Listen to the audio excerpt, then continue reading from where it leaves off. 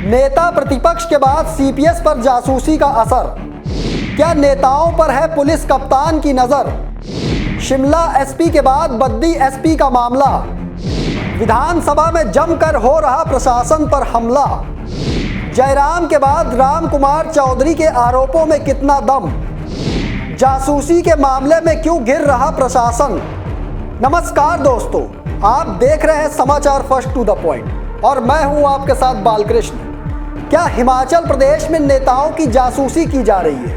क्या नेताओं के फोन को टैप किया जा रहा है? क्या हिमाचल पुलिस नेताओं पर नजर रख रही है? क्या पुलिस कप्तान को नेताओं की जासूसी का जिम्मा मिल चुका है?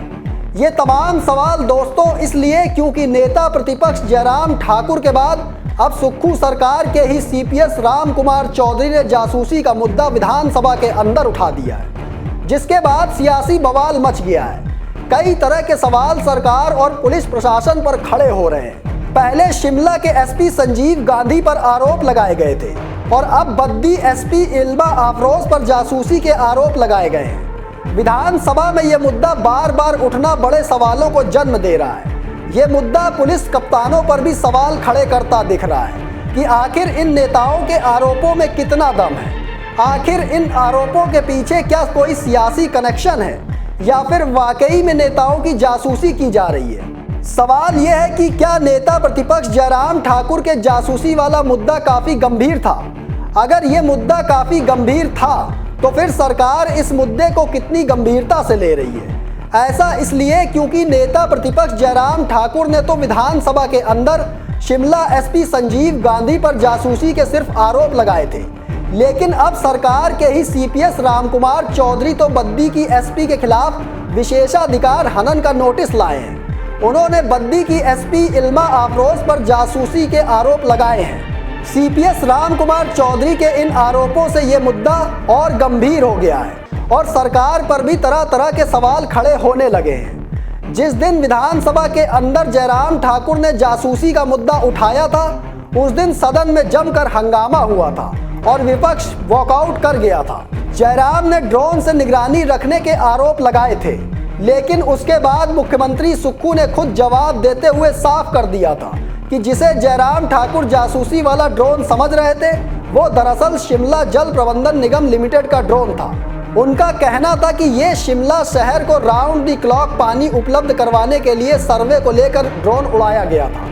इस सर्वे को लेकर जल प्रबंधन निगम लिमिटेड ने बाकायदा वीडियो जारी कर स्थिति भी स्पष्ट कर दी थी। मुख्यमंत्री ने उस वक्त कहा था कि नेता प्रतिपक्ष को सनसनी फैलाने की आदत सी पड़ गई है और अगर इस तरह की बात है तो सरकार इसकी जांच जरूर करवाएगी। आप एक बार खुद सुनिए नेता प्रतिपक्ष जयराम ठाकुर ने उस वक्त क्या आरोप लगाए थे और मुख्यमंत्री सुक्खू ने इसका जवाब कैसे दिया था। किसी के घर की खिड़की तक, किसी के घर के दरवाजे तक, किसी के घर के सामने गाड़ियां कौन सी खड़ी हैं और कौन आ रहे हैं कौन जा रहे हैं, उसको एसपी अपने ऑफिस से या अपने रेजिडेंस से इस प्रकार से ड्रोन के माध्यम से वो करते रहे। सिविल ड्रेस में लोग खड़े कर दिए गए मेरे निवास से ऊपर से नीचे तक। जो भी गाड़ी आती थी उस गाड़ी का फोटो लिया जाता था, वीडियो लिया जाता था, मुझे मालूम, लेकिन मोबाइल से कई लोगों ने इस बात को देखा। ये कभी हिमाचल प्रदेश में हुआ नहीं। हमारी सर्विलेंस करनी है, आप करिए, फोन तो टैप हो ही रहे, लेकिन उसके बाद ये जो तरीका जो निकाला, मैं समझता हूं कि ये कतई भी उचित नहीं है। बड़ी गंभीर विषय। आप ही ने कहा कि हमारी खिड़कियों के पास आ रहे हैं, हमारे दरवाजे के पास ड्रोन आ रहे हैं। मैंने कहा आप प्रतिपक्ष के नेता, विषय बड़ा गंभीर है। आपकी क्यों ये ड्रोन घूम रहा है इनके ऊपर? अगर कोई सेंट्रल एजेंसी इसकी भी करती तो हम इसकी भी जानकारी सेंट्रल एजेंसियों से प्राप्त करेंगे। हमारी सरकार ना तो किसी को इस प्रकार की जासूसी में विश्वास रखती है और ना ही हमने आगे कुछ किया। ये मैं आपको कहना चाहता हूं। अब आपने जिस प्रकार बात रखी है, या तो आप सनसनी फैलाना चाहते हैं कि आपके खिड़कियों तक ड्रोन आके आपके घर की अंदर की मैपिंग कर रहे हैं। अगर ऐसी बात है तो कौन सी सेंट्रल एजेंसी कर रही है? दो ही सेंट्रल एजेंसी होती है, ईडी होती है, सीबीआई होती है। हम उनसे भी बात करें। भले ही मुख्यमंत्री सुक्खू ने उस वक्त नेता प्रतिपक्ष के आरोपों का जवाब सदन के अंदर दे दिया था, लेकिन अब अपनी ही सरकार के सीपीएस के आरोपों का मुख्यमंत्री सुक्खू कैसे जवाब देंगे? सवाल ये भी है कि क्या राम कुमार चौधरी के आरोपों की जांच की जाएगी कि अगर वे बद्दी की एसपी पर जासूसी के आरोप लगा रहे हैं तो इन आरोपों में आखिर कितनी सच्चाई है? खैर, ये देखने वाली बात होगी कि जयराम ठाकुर के बाद सीपीएस के एसपी पर लगाए गए आरोपों के मामले में आगे क्या खुलासा होता है।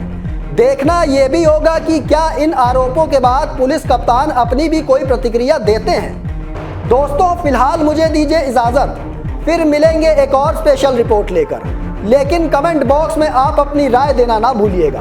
तब तक के लिए धन्यवाद।